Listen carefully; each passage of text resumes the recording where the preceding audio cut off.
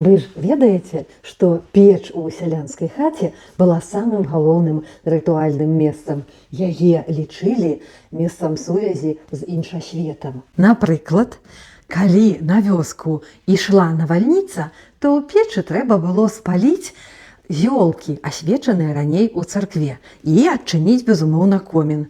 Вось лічылася, што гэты дым ад асвечаных зёлак абавязкова адгоніць хмару. Пасля правядзення рытуала комін закрывалі, і канал сувязі з іншасветам таксама зачыняўся. Прывучалі гаспадыняў маладых да парадку таксама з дапамогаю прыкмет.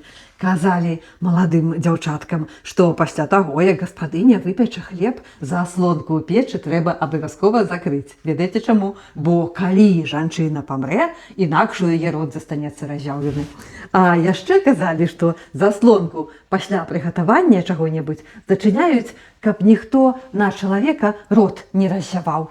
А вось на падзвінні верылі, што нельга чысціць комін на каляды. Калі парушыць гэтае правіла, то ўлетку жывёлу будуць есці шляпні і авадні. Печачку не забываліся нават, калі чалавек выпраўляўся далёка ад роднага дома. Калі выходзіў нехта з хаты, то зачынялі печ і закрывалі комін, каб чалавек выпадкова не патрапіў у іншасвет, ці з ім не здарылася нешта кепскае. А калі ад падарожнага доўга не было ніякіх вестак, то вось тады комін спецыяльна адчынялі і праз комін гукалі гэтага чалавека абратна да хаты.